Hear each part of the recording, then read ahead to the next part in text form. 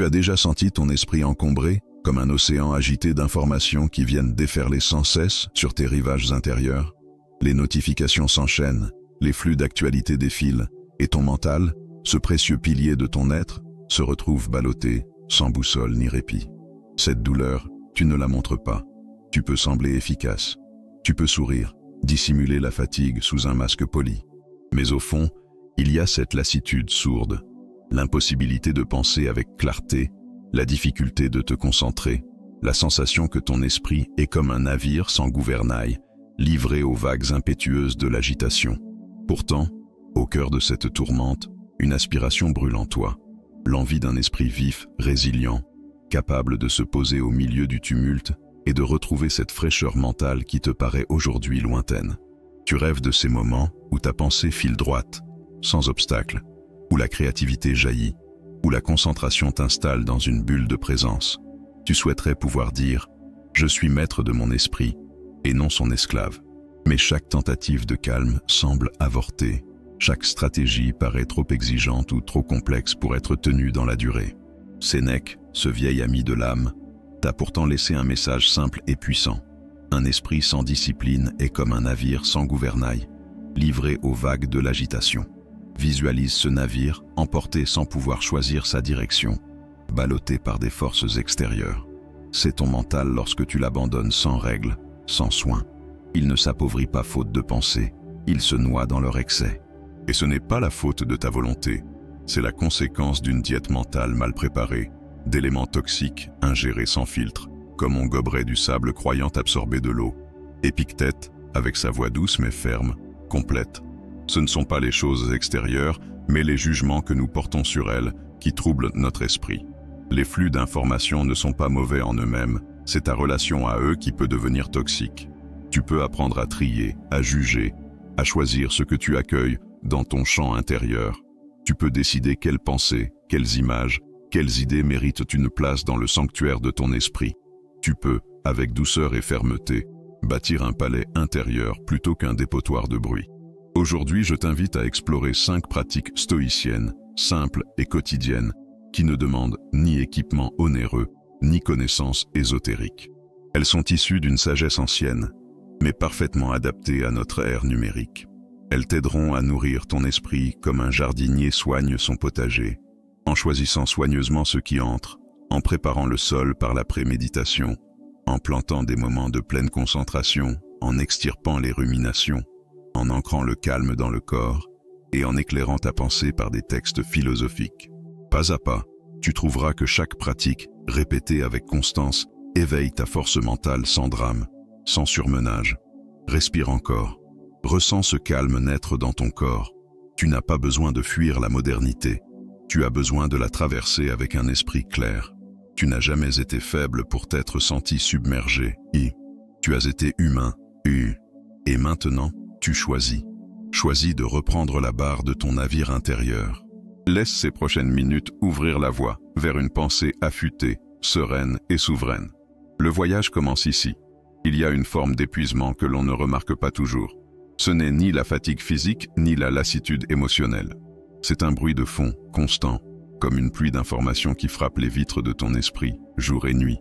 Une notification ici, un commentaire là, une vidéo recommandée, un article conseillé. Ton attention devient une proie facile, happée, tirée, dispersée.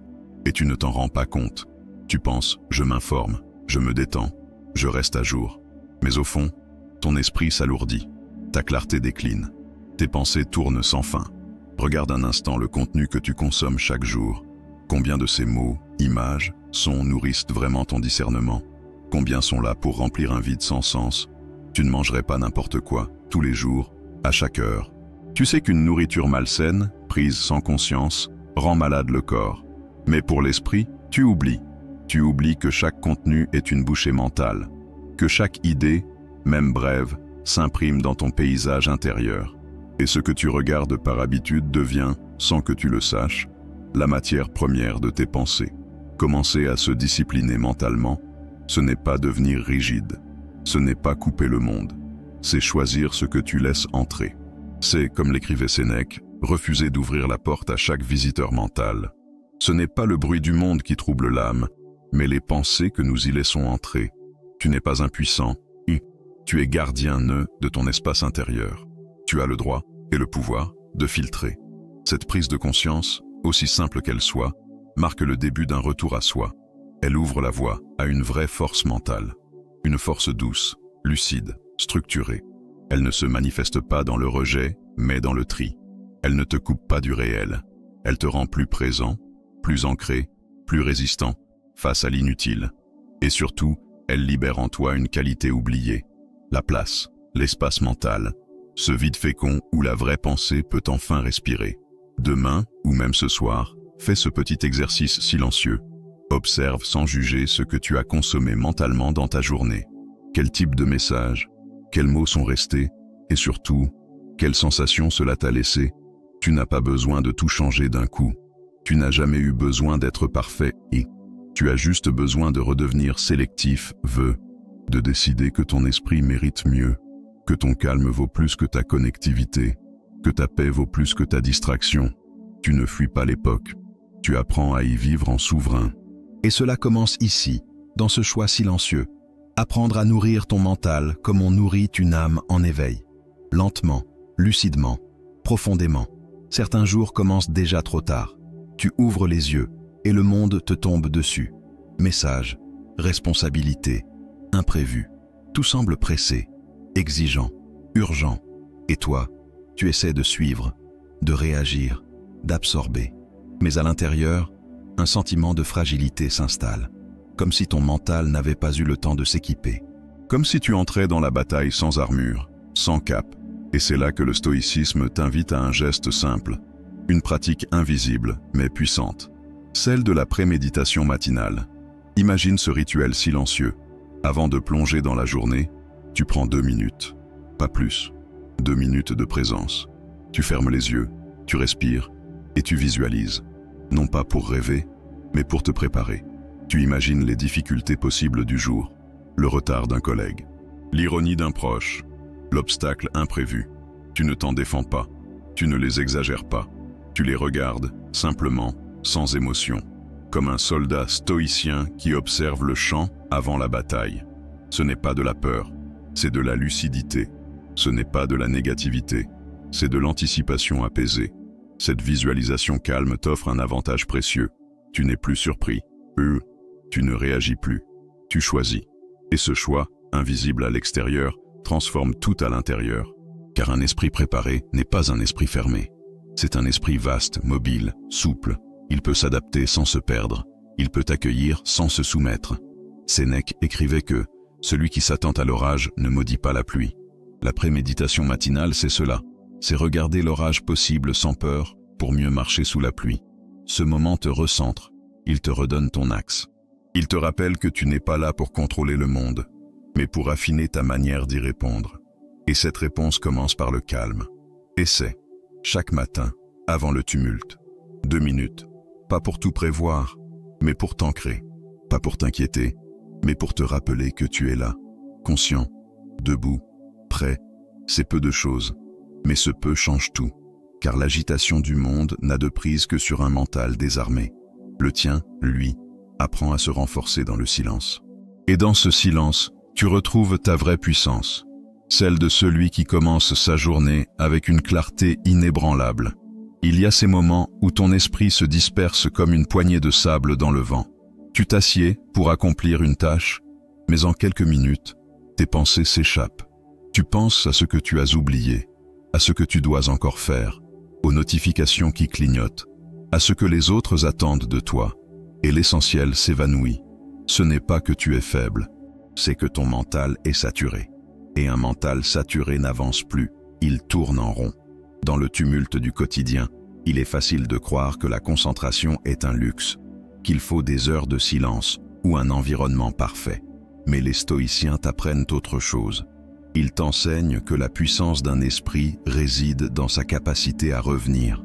Revenir ici, revenir maintenant, revenir à ce qui compte. Et pour cela, ils t'invitent à pratiquer une forme moderne de discipline douce, l'attention fragmentée. Imagine diviser une tâche complexe en petits blocs, 10 minutes, pas plus. 10 minutes où tu offres à ton action toute ta présence, sans te battre, sans culpabilité, juste une immersion brève mais réelle. Puis, tu marques une pause, une respiration, une transition, et tu recommences, comme un sculpteur qui taille pierre après pierre, comme un philosophe qui pense pensée après pensée, pas à pas, présentement.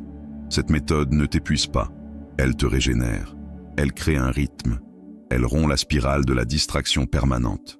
Car dans un monde qui t'arrache sans cesse à toi-même, choisir de te recentrer est un acte de résistance silencieuse. Tu ne combats pas le flot, tu y traces un chemin, tu ne bloques pas la vie, tu la canalises. Épictète disait que l'homme libre, c'est celui qui est maître de son attention. Et cette liberté ne s'acquiert pas dans la force, mais dans l'art de revenir, encore et encore, à ce que tu fais, à pourquoi tu le fais, à ce qui mérite vraiment ton énergie. Alors, même si l'extérieur continue de t'appeler, même si le bruit persiste, tu gardes le fil. Tu ne réagis plus comme un esclave, tu choisis comme un sage. Essai, une tâche, 10 minutes, une pause. Puis tu reprends, et tu verras, ton mental se muscle doucement, ton esprit devient plus net, ton énergie plus stable. Ce n'est pas une révolution, c'est une pratique. Et chaque pratique, répétée avec conscience, devient une force tranquille, une force qui libère. Certains soirs, malgré le silence, ton esprit refuse de se taire. Les pensées tournent, insistantes, familières. Une phrase qu'on t'a dite, un geste que tu n'as pas compris, une erreur que tu revisites. Ce n'est pas du bruit extérieur, c'est un bourdonnement intérieur, une sorte de pollution mentale, sourde, envahissante. Tu essaies de l'ignorer, mais plus tu résistes, plus elle insiste. Et tu te couches avec cette fatigue étrange d'avoir trop pensé, mais sans avoir avancé. Les stoïciens, eux, savaient que l'esprit humain rumine ce qu'il n'ose pas formuler. Ce que tu ne déposes pas à l'extérieur, tu le portes à l'intérieur. Et parfois, cela pèse plus lourd qu'un mot prononcé. Alors, ils avaient une pratique simple, puissante, libératrice, l'écriture. Non pas pour convaincre, non pas pour briller, mais pour déposer, pour regarder autrement, pour transformer le chaos intérieur en phrases visibles. Chaque soir, prends un moment, prends un stylo, une feuille, et écris. Pas longtemps, pas pour bien écrire. Écris ce qui revient, ce qui te dérange, ce qui t'obsède. Mets-le hors de toi, même si c'est flou, même si c'est maladroit. Et puis, lis-le, comme si tu lisais la lettre d'un inconnu. Tu verras, tu te verras. Tu comprendras que ce que tu pensais être une vérité n'était peut-être qu'un nuage, une émotion passagère, une interprétation, une peur qui cherchait une issue.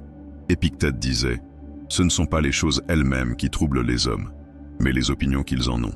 En écrivant, tu identifies ces opinions, tu les observes, tu les questionnes, tu ne les laisses plus te dominer. Et peu à peu, ton esprit se calme, non parce que tout est réglé, mais parce que ce qui était confus devient visible. Et ce qui est visible peut être maîtrisé. Cette pratique ne demande rien d'autre que de l'honnêteté. Elle ne coûte rien, elle ne juge pas, elle libère, elle te rend acteur de ta clarté, car tu n'es plus le prisonnier de ta pensée. Tu deviens celui qui l'éclaire, qui la relie, qui la comprend. Et c'est souvent là que commence la paix intérieure, quand ce qui t'habitait cesse d'être une brume et devient un texte. Le journal des pensées n'est pas un exercice, c'est un miroir intime, un miroir stoïcien. Et chaque soir où tu t'y regardes avec sincérité, tu reprends un peu plus possession de ton propre esprit. Il y a des jours où ce n'est pas ton esprit qui cède, c'est ton corps. Tu te crois encore capable, encore concentré, mais ton dos est tendu, ton souffle est court, tes épaules se sont relevées sans que tu t'en aperçoives. Ce n'est pas une fatigue mentale, c'est une fatigue enracinée dans la chair, comme si chaque pensée exigeait un effort musculaire, comme si penser devenait une lutte physique. On oublie trop souvent que l'esprit loge dans un corps, et qu'un esprit trop sollicité laisse des traces dans la posture, la respiration, la présence. Les stoïciens ne dissociaient pas le mental du physique. Ils savaient que la sérénité passe aussi par l'alignement corporel, qu'un souffle apaisé calme le jugement, qu'un corps enraciné stabilise la perception, qu'une posture digne invite à la maîtrise. Lorsque tu te sens submergé, lorsque tu ne sais plus par où commencer, lorsque le chaos mental menace de t'emporter, arrête-toi, pose tes 2 pieds au sol, redresse légèrement ta colonne, non pas pour paraître fort, mais pour respirer librement. Ferme les yeux si tu le peux. Inspire profondément par le nez. Expire lentement par la bouche. 3 fois. Juste 3 respirations, mais pleinement vécues. Pas mécanique, pas pressée, présente, entière. Tu verras. Le simple fait d'honorer ton souffle change l'état de ton esprit. Ce n'est pas magique, c'est physiologique et c'est philosophique. Tu reviens à toi, tu redeviens le centre. Tu ne réagis plus, tu observes, tu choisis. Le tumulte extérieur n'a plus d'ancrage en toi, car tu viens de réinstaller ton propre centre de gravité. Sénèque disait, « Un esprit sans discipline est comme un navire sans gouvernail. » Le gouvernail, ce peut être ton souffle, ce peut être ton ancrage, ce peut être ce moment, debout, enraciné, où tu décides de ne pas te laisser emporter, car tu n'as pas besoin d'aller loin pour te retrouver. Tu as besoin de descendre en toi, à travers le corps, à travers la présence. L'ancrage corporel n'est pas une posture pour les autres, c'est un refuge pour toi. C'est une façon douce et puissante de rappeler à ton mental qu'il n'est pas seul, que ton corps est ton allié, et que lorsque l'un s'effondre, l'autre peut encore le soutenir. Tu n'as pas besoin de tout comprendre. Tu as besoin de respirer, lentement, consciencieusement, avec cette conscience que chaque souffle repris est un pas vers la clarté. Il y a dans certaines phrases une densité qui arrête le tumulte, une lumière discrète mais ferme qui éclaire les angles morts de nos pensées. C'est ce que les stoïciens nous ont laissé. Des mots simples, lourds de sagesse, taillés pour traverser les siècles et venir parler à notre esprit fatigué. Pas des discours complexes, juste des vérités qui résonnent dans le silence de nos matins. Chaque jour commence avec une orientation.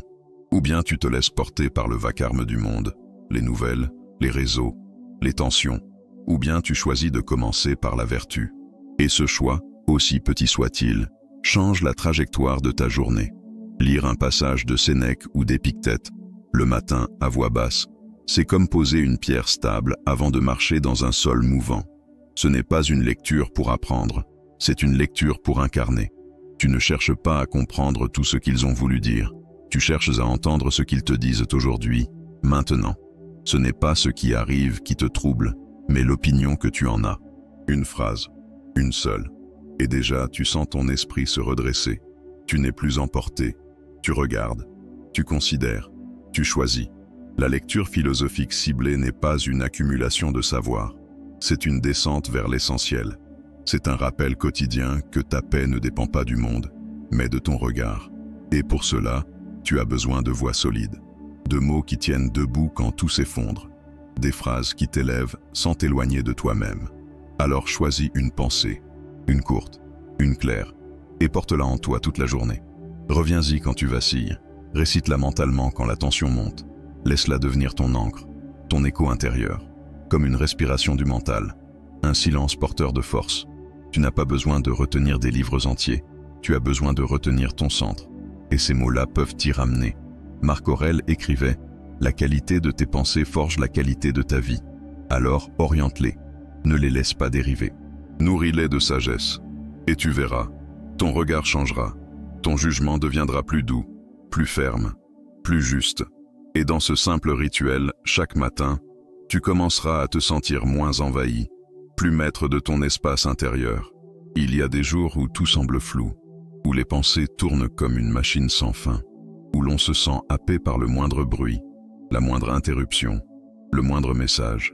Et pourtant, ce ne sont pas ces éléments extérieurs qui fatiguent le plus. C'est le fait de ne pas avoir de socle, pas d'ancrage, pas de point de retour intérieur. Voilà pourquoi le rituel stoïcien n'est pas un luxe, mais une nécessité douce.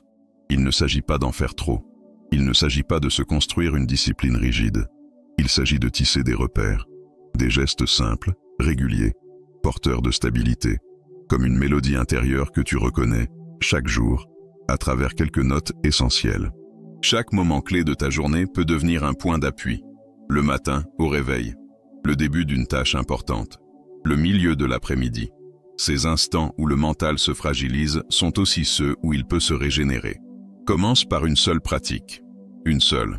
Par exemple, 2 minutes de respiration profonde avant de te lever. Puis un mot, une phrase de Sénèque, une intention claire pour la journée.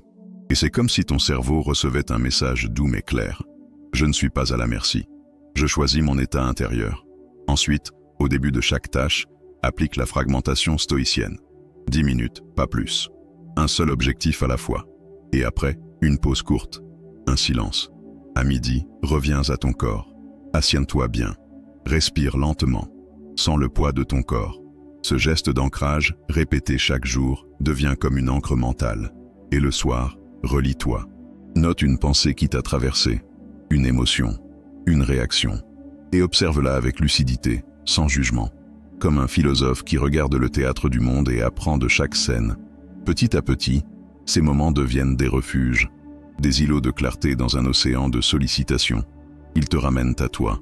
Ils te permettent de mieux répondre au monde sans te perdre en lui. Et plus tu respectes ton rythme intérieur, plus tu ressens une paix étrange, douce, solide. Comme si chaque jour, tu posais une pierre sur le chemin de ta propre sagesse. Il ne s'agit pas de perfection, il s'agit d'ancrage, de cohérence, d'alignement.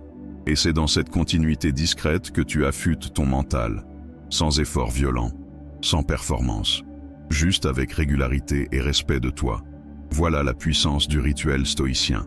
Il ne te transforme pas en héros, il te ramène simplement à l'essentiel. Et là, tu retrouves ta force, tranquille, durable, réelle. Il y a quelque chose de silencieux, mais puissant dans un esprit discipliné, pas rigide, pas fermé, mais orienté, centré, capable de discerner. Ce n'est pas la force brute qui fait la différence, c'est la régularité. C'est cette capacité à revenir à soi, à chaque fois que l'extérieur tente de t'emporter. Tu n'as pas besoin d'en faire plus, tu as besoin d'en faire moins, mais mieux. 5 leviers t'ont été présentés, 5 piliers d'une construction intérieure. Choisir ce que tu consommes mentalement avec la diète informationnelle, t'armer avant le tumulte avec la préméditation, diviser pour régner sur ton attention avec la concentration fragmentée, te reconnecter à ton corps pour retrouver ton axe, et enfin, orienter tes pensées chaque jour vers le haut grâce à la lecture philosophique. Chacun de ces gestes est une semence, et c'est dans leur répétition douce qu'émerge la vraie transformation. Sénèque disait « Ce n'est pas le tumulte du monde qui trouble l'âme, mais l'absence de règles en elle. Tu ne pourras jamais contrôler le monde, mais tu peux devenir celui ou celle qui choisit ses réponses, qui décide de ne plus être ballotté par les vents de l'extérieur. » Et Marc Aurèle complète « La qualité de tes pensées forge la qualité de ton existence. » Alors, que veux-tu cultiver aujourd'hui? Que veux-tu arroser dans ton jardin intérieur? Imagine-toi comme un jardinier stoïcien. Chaque pensée saine est une plante précieuse. Chaque distraction évitée, une mauvaise herbe arrachée. Chaque respiration consciente, un rayon de soleil. Et jour après jour, ce jardin prend forme. Il devient ton refuge, ton socle, ta dignité. La force mentale n'est pas spectaculaire. Elle est discrète, mais constante. Elle se construit loin du bruit, dans le silence des habitudes choisies. Elle se sent plus qu'elle ne se montre. Et quand elle est là, tu le sais, tu n'as plus besoin de prouver. Tu n'as plus besoin de te forcer. Tu es simplement aligné. Alors, aujourd'hui, ne choisis pas tout. Choisis une seule chose, un seul geste, et tiens-le. C'est ainsi que commence toute renaissance intérieure. Non pas avec un cri, mais avec un souffle, un engagement doux, une promesse silencieuse faite à soi-même. Et cette promesse, si tu l'honores, elle t'honorera en retour.